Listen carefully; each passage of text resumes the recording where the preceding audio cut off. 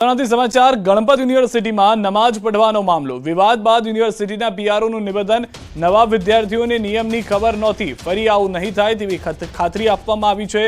वातनो उकेल आवी गयो छे। भिकेश भट्टनुं आ निवेदन छे। तो મહેસાણા ખેરવા સ્થિત ગણપત યુનિવર્સિટી ફરી વિવાદમાં આવી છે। ગણપત યુનિવર્સિટીમાં વિદ્યાર્થીનો નમાજ પડતો વિડીયો વાયરલ થયો હતો। નમાજ પડતો વિડીયો વાયરલ થતા હિન્દુ સંગઠનો દ્વારા વિરોધ કરવામાં આવ્યો છે। યુનિવર્સિટીના ગેટની બહાર હનુમાન ચાલીસા કરી હિન્દુ સંગઠનોએ વિરોધ નોંધાવ્યો છે। જે રીતે દ્રશ્યો જોવા મળી રહ્યા છે, વિરોધની અંદર જે હિન્દુ સંગઠન હતું તે પહોંચ્યું હતું, હનુમાન ચાલીસા કરવામાં આવી। બીજી તરફનો આ વાયરલ વિડીયો આપ જોઈ રહ્યા છો કે જ્યાં આગળ યુનિવર્સિટી કેમ્પસમાં જ નમાજ પઢવામાં આવી રહી છે। જે વિદ્યાર્થીઓ છે તે ખુલ્લેઆમ નમાજ પઢી રહ્યા હતા અને તેના કારણે આ વિવાદની શરૂઆત થઈ છે। જ્યારે અમે અને અનેક મીડિયા જૂથે પ્રયત્ન કર્યો કે આની સચ્ચાઈ શું છે તે જાણવામાં આવે, ત્યારે તેઓ તરફથી નિવેદન જે પીઆરઓ તરફથી આવ્યું છે તેમણે કહ્યું કે નવા વિદ્યાર્થીઓને નિયમની ખબર ન હોવાને કારણે આ પરિસ્થિતિનું નિર્માણ થયું છે। ગણપત યુનિવર્સિટી પાસે એમણે બાંહેધરી માગી કે હવે આવું ન થાય તે જોજો અને ગણપત યુનિવર્સિટીએ વચન આપ્યું છે કે કંઈ વાંધો નહીં, અમને પણ આ તો ખબર નહોતી ને વિદ્યાર્થીઓ નવા હોય તો એમને પણ ખબર ન હોય, એટલે હવે અમે ધ્યાન રાખીશું। અને આ રીતે આ એક નાનકડી વાતનો ઉકેલ આવી ગયો છે।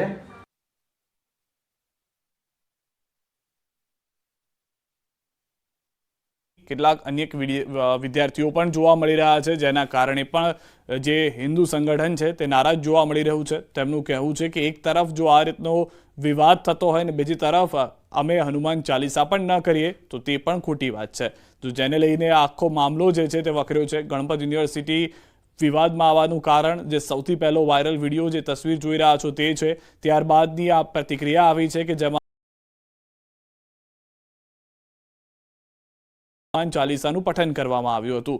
આ તરફ ફરિયાદ થાય તે પહેલા જ ગણપત યુનિવર્સિટી તરફથી વિદ્યાર્થીઓને બોલાવી લેવામાં આવ્યા, તેઓની સાથે વાતચીત કરવામાં આવી। એ વિદ્યાર્થીએ જણાવ્યા પ્રમાણે જે રીતે ભિકેશ ભટ્ટને આપણે સાંભળ્યા કે જેઓ પીઆરઓ છે તેમનું કહેવું એ વાતનું છે કે તેઓએ જ્યારે યુનિવર્સિટીમાં આવી અને બાંહેધરી મંગાવી છે વિદ્યાર્થીઓ પાસે, ત્યારે વિદ્યાર્થીઓ નવા હોવાથી નિયમની ખબર ન હોવાની વાત કરી છે અને ફરી આવું નહીં થાય તેવી ખાતરી પણ આપવામાં આવી છે।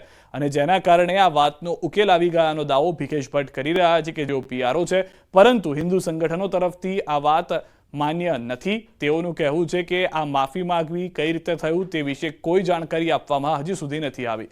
મહેસાણાની આ ખેરવા સ્થિત ગણપત યુનિવર્સિટી છે તેના દ્રશ્યો આપ જોઈ રહ્યા છો।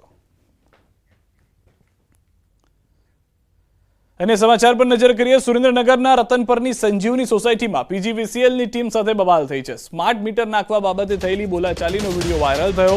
રોષે ભરાયેલા વીજ ગ્રાહકે કર્મચારીને થપ્પડ લગાવી દીધી। વાયરલ વિડીયો સંજીવની સોસાયટીના હોવાનું ખુલ્યું છે। સોલાર પેનલ લગાવેલા ગ્રાહકને ત્યાં કોઈ પણ જાતની જાણ કે નિયમ વગર દાદાગીરી કરતા માથાકૂટ થઈ। મીટર નાખવા ગયેલા વીજ કર્મીઓનો વિરોધ કરી રોષ દાખવ્યો।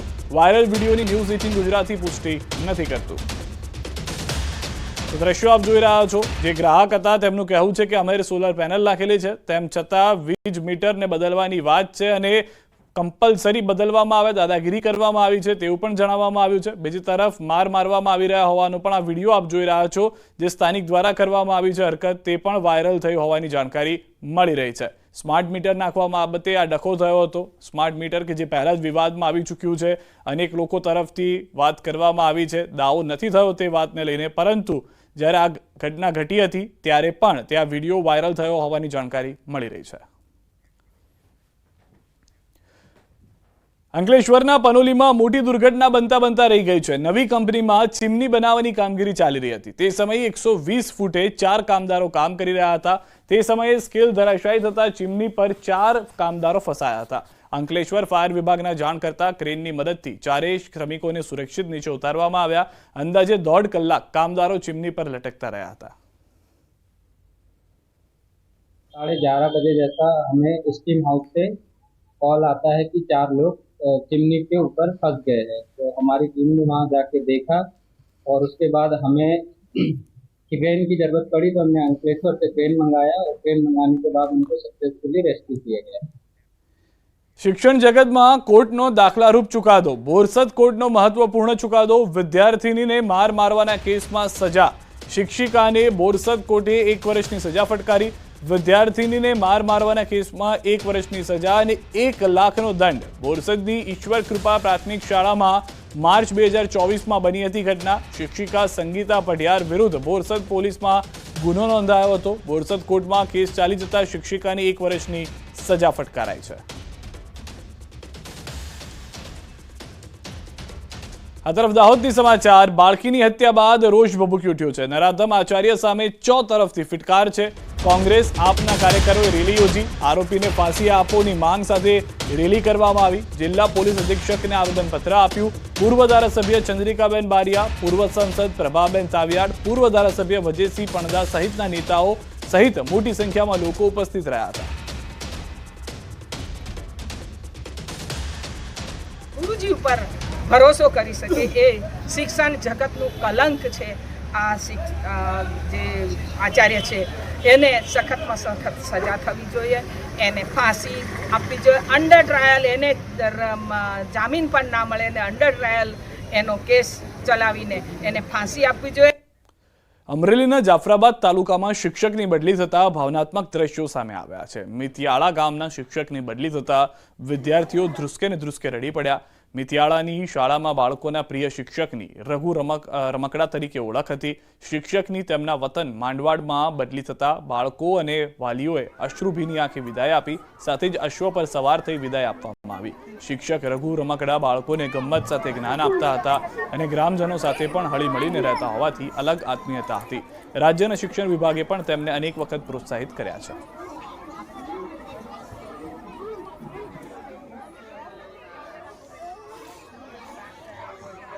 ગુરુ શિષ્ય વચ્ચેનો અનોખો નાતો જોવા મળ્યો. થરાદના પઠામડા ગામે 3 શિક્ષિકાના વિદાય સમારોહમાં સમગ્ર શાળાના બાળકો ધ્રુસકે ને ધ્રુસકે રડતા જોવા મળ્યા હતા. બાળકોની સાથે શિક્ષિકાઓની પણ આંખો પણ છલકાઈ ગઈ હતી. જેમ પરિવારનું કોઈ સદસ્ય વિખૂટું પડ્યું હોય તેમ બાળકો શિક્ષકોને ભેટીને રડતા જોવા મળ્યા હતા. તો જે તે 3 શિક્ષિકા કે જેઓની બદલી થઈ ગઈ, જે 3 શિક્ષિકા માતાની સમાન હોવાનું કેટલાક વિદ્યાર્થીઓનું બાળકોનું કહેવું હતું. પરિવારજનો જ્યારે બાળકોના પહોંચ્યા તો તેમનું પણ કહેવું હતું કે આ શિક્ષિકાઓ એવા છે કે જેઓએ હંમેશા માતાની જે જરૂર હતી તે શાળાની અંદર જઈને પૂરી કરી છે. શાળામાં હોય જ્યારે તેમના બાળકો ત્યારે તેઓને પણ જરા પણ ચિંતા ન હતી, કારણ કે આ શિક્ષિકાઓ ત્યાં હતી. તો 3 શિક્ષિકાના વિદાય સમારોહના થરાદના દ્રશ્યો છે. થરાદની અંદર જે શિક્ષિકા શાળા બદલી અને અન્ય શાળામાં જઈ રહ્યા છે તે દરમિયાન પરિવારજનો પણ બાળકોના ઉપસ્થિત રહ્યા હતા અને તેઓની હાજરીમાં આ સમગ્ર ઘટના જે જોવા મળી રહી છે કે જેમાં બાળકોનો શિક્ષિકા પ્રત્યેનો પ્રેમ કેટલો છે. ન ફક્ત વિદ્યાર્થીઓ અને બાળકો અથવા તો શિક્ષિકાનો, પરંતુ તેમના પરિવારજનો સાથે પણ તેઓ રહેતા હતા. ત્યારે શિક્ષણ જગતની આ પરિસ્થિતિ અલગ રીતે પણ જોવા મળી રહી છે. એક તરફ દાહોદની અંદરની આ ઘટના કે જ્યાં આગળ શિક્ષક હેવાન બની ગયો હોય તેવી પરિસ્થિતિનું નિર્માણ થયું. બીજી તરફ બાકીની જે 2 ઘટનાઓ જોઈ રહ્યા છો આપ કે જ્યાં આગળ રઘુ રમકડા તરીકે શિક્ષક ઓળખાય છે અને એ પરિસ્થિતિ જોવા મળી કે જેઓને અશ્વ પર બેસાડીને વિદાય આપવામાં આવી હતી. અને હજી એક ઘટના જે થરાદની છે કે જ્યાં આગળ પણ એ પરિસ્થિતિનું નિર્માણ થયું કે જ્યારે શિક્ષિકા શાળાથી જઈ રહ્યા હતા ત્યારે બાળકો અને વિદ્યાર્થીઓની સાથે તેમના પરિવારજનો પણ રડતા જોવા મળ્યા હતા. શિક્ષક પ્રત્યે વિદ્યાર્થીઓનો પ્રેમ. શિક્ષિકાને 1 વર્ષની સજા બોરસદમાં થઈ કે જ્યાં આગળ વિદ્યાર્થીને માર માર્યો હતો અને કોર્ટે ટ્રાયલ શરૂ કરી.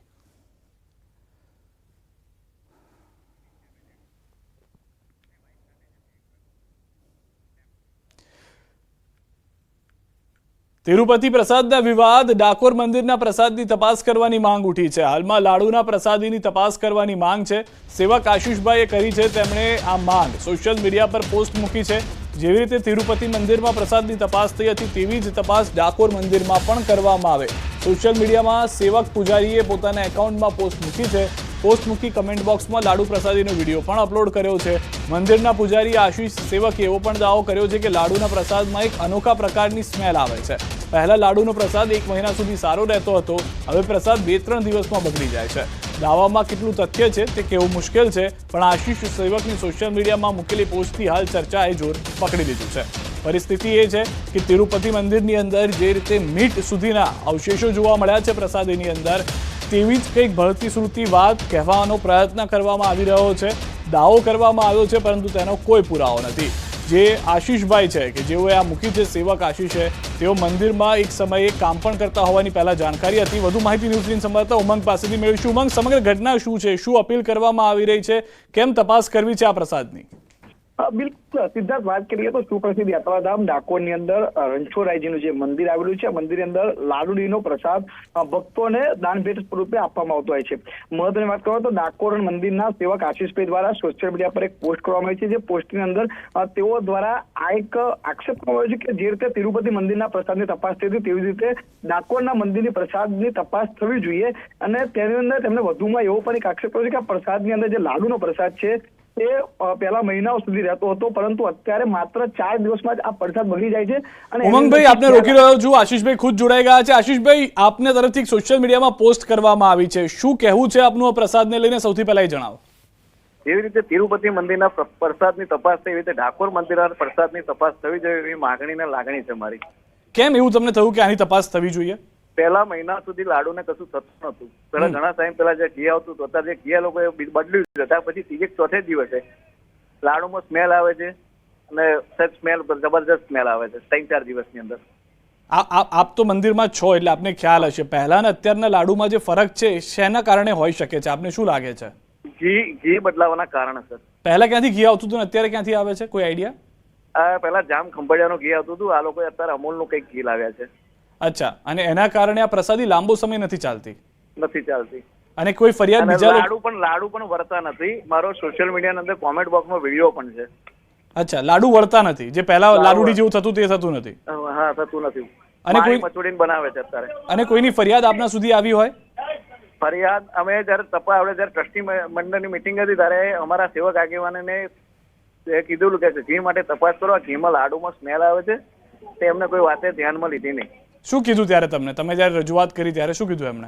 અમે નતા, પણ સેવક આગેવાન હતા. આગેવાન સિવાય કોઈ મિટિંગમાં હાજર નતું. સેવકો નતા બોલાવ્યા. અનપેક્ષિત હતા અમે, એટલે અમે રજૂઆત કરાવડાવી, પણ કોઈ ધ્યાને લીધું નહીં. કોઈ સિરિયસલી રિસ્પોન્સ નથી મળી રહ્યો? ના, રિસ્પોન્સ નથી મળ્યો. અને આ તકલીફ કેટલા સમયથી છે? કેટલા સમયથી આવું થઈ રહ્યું છે? ઘણા સમયથી. ત્યારથી ઘી બદલાયું ત્યારથી. અંદાજે ક્યારે બદલાયું? તમારા ધ્યાનમાં આવ્યું હોય એવું? 5-6 મહિના? 5-6 મહિના ખરા. વધારે છે, ઓછું નહીં. અને એની પહેલા જે પ્રસાદ આવતો હતો એમાં આવી કોઈ તકલીફ નથી થતી? મહિના સુધી લાડુ બહાર મૂકી રાખો કોઈદાર, અને એમનો મહિના સુધી ખાતા હતા અમે. અત્યારે ત્રીજે ચોથે દિવસ લાડુ અમારે છે ને ગાયને મૂકી દેવો પડે છે, એવી પરિસ્થિતિ આવે છે. અને બદલાવ જે થયો, જે પ્રસાદ બનાવવામાં, એમાં ખાલી ઘી બદલાયું છે, બાકીનું બધું તેમનું તેમ છે? તેમનું તેમ છે.